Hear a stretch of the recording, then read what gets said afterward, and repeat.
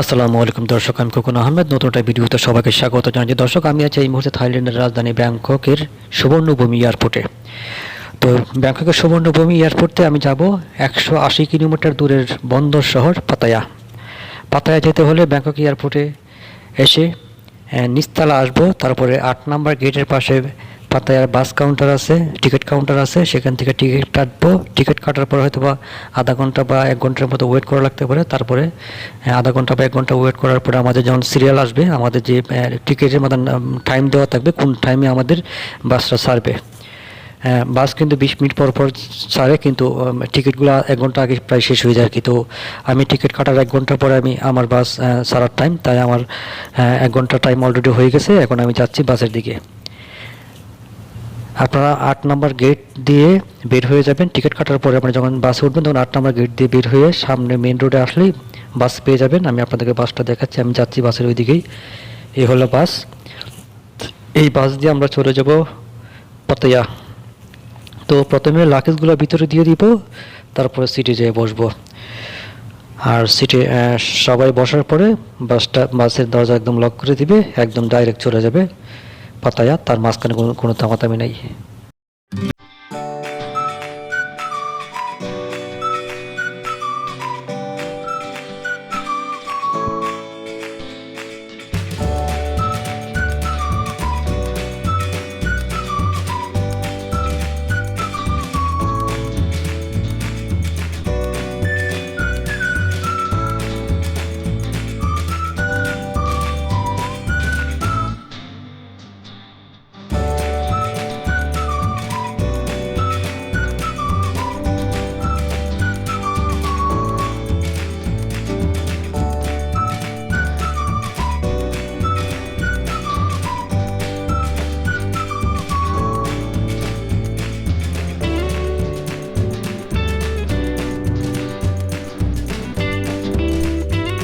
তো দর্শক, আমাদের বাস কিন্তু অলরেডি ছেড়ে দিচ্ছে। আমি আবারও বলছি আপনাদেরকে, আপনারা যখন টিকিটটা কাটতে আসবেন তখন কিন্তু আপনার যেই মানে বাসগুলা মূলত 20 মিনিট পর পর ছাড়ে, কিন্তু আপনি যখন টিকিট কাটতে যাবেন তখন দেখবেন যে আপনার সিরিয়াল করবে মিনিমাম 1 ঘন্টা পরে, কারণ টিকিটগুলো 1 ঘন্টা আগে শেষ হয়ে যায় অলরেডি।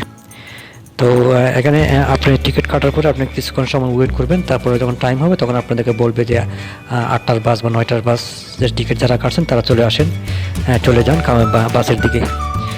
তো এইভাবেই চলে আসতে পারবেন। তো আমাদের বাস কিন্তু অলরেডি ছেড়ে দিয়েছে। তো আমি ভিডিওটা বেশি বড় করবো না, আপনাদেরকে হালকা পাতলা একটু এই ব্যাংকক টু পাতায়ার যে মাঝখানে যে জায়গাগুলো সেটা একটু দেখাচ্ছি, আপনারা যাতে একটু আইডিয়া করতে পারেন যে ব্যাংকক টু পাতায়ার রাস্তার আশপাশে বাড়িঘর কেমন বা বাড়িঘর আছে কিনা। মূলত বাড়িঘর কিন্তু নাই বললেও চলে। এখানে ম্যাক্সিমাম জমিতে চাষ করা হয়। তো বাড়িঘর থাকলেও অনেক দূরে দূরে। আর এই ছিল আমাদের বাসের ভিতরের অবস্থা। হ্যাঁ, আমার ক্যামেরাটা একটু কেমন যেন হয়ে গেছে, বুঝতে পারছি না। যাই হোক, এটা হলো বাসের ভিতরের অবস্থা।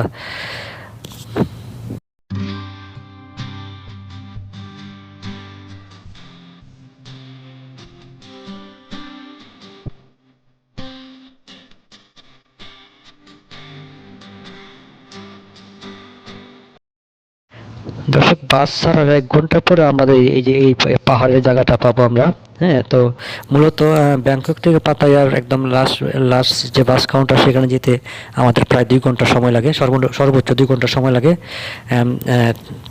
তার মধ্যে মনে করেন আরও 2টা জায়গায় স্টপ পড়ে আর কি, মানে পাতায়াতে ঢোকার পরে আর কি।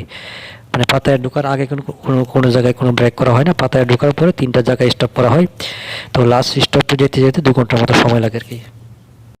তো দর্শক, ভিডিওটা বেশি বড় করতে চাচ্ছিলাম না বলে আমি আপনাদেরকে পুরো ইয়েটা দেখাই নাই, যে এখানে কিন্তু এই যে ফার্স্ট স্টপেজ, আমরা কিন্তু অলরেডি পাতায় ঢুকে গেছি। এটা হলো ফার্স্ট স্টপেজ, তারপর আরেকটা স্টপে থামাবে, তারপর লাস্ট স্টপে থামাবে। তো লাস্ট স্টপে যেতে যেতে সর্বমোট 2 ঘন্টা সময় লাগবে। আর এই পর্যায়ে আপনাদেরকে ভাড়াটা বলে দিচ্ছি। ভাড়া হচ্ছে 143 বাত, যেটা বাংলা টাকা হিসাব করলে 500 টাকার মতো হতে পারে।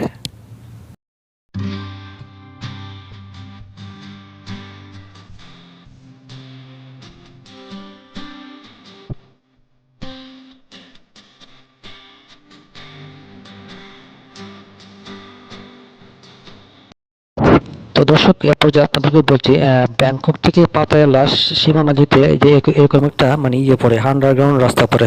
আমরা কিন্তু এখন আন্ডারগ্রাউন্ডের ভিতরে ঢুকছি। এটা কিন্তু একটা আন্ডারগ্রাউন্ড রাস্তা। এই রাস্তাটা মানে পাতায়া থেকে বের হয়তো এই রাস্তাটাই পড়ে, আবার পাতায়ার ভিতরে ঢুকতে এই রাস্তাটা পড়ে। তো রাস্তাটা বেশি বড় না, মোটামুটি দেখা যায় বাসের সময় 2-3 মিনিট সময় লাগে। তো অলরেডি বের হয়ে গেছি। তো ধন্যবাদ সবাইকে, ভালো থাকবেন। আবারও বলছি, আমি ব্যাংকক এয়ারপোর্টে 143 বাস দিয়ে টিকিট কেটেছি।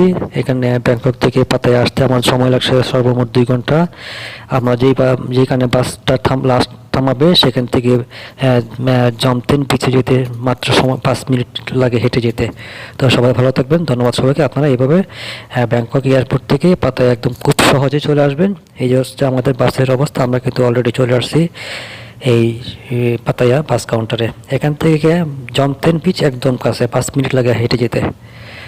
তো আপনারা যারা এয়ারপোর্ট থেকে পাতায়া আসতে চান, একদম এয়ারপোর্টের নিচতলায় এসেই টিকিট কেটে ফেলবেন, একদম চলে আসবেন পাতায়াতে। দর্শক, এটা হলো পাতায়া বাস কাউন্টার। আপনারা যখন আবার ব্যাংকক যাবেন, আপনারা এখানে চলে আসবেন। আমি আপনাদেরকে এই রুমটা একটু দেখাচ্ছি যেখানে টিকিট কাটতে হয়। সেখানে এসে আপনারা আবারও টিকিট কেটে সরাসরি চলে যাবেন ব্যাংককের সুবর্ণভূমি এয়ারপোর্টে।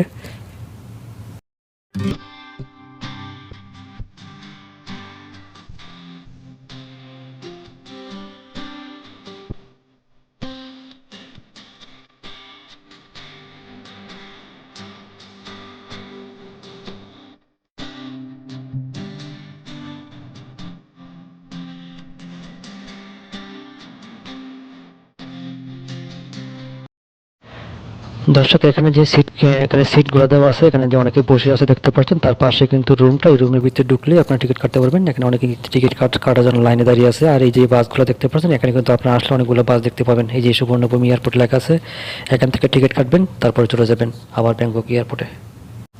তো দর্শক, এখান থেকে জমতেন পিচ একদম কাছে, আপনারা হেঁটে যেতে পারবেন। কিন্তু আপনি যদি ওয়াকিং স্টেট যান, তাহলে যে আপনি আমি যে পরিবহনটাতে বসে আছি, সেই পরিবহন দিয়া 10 বাত নেবে, চলে যাবেন সরাসরি ওয়াকিং স্টেটের দিকে।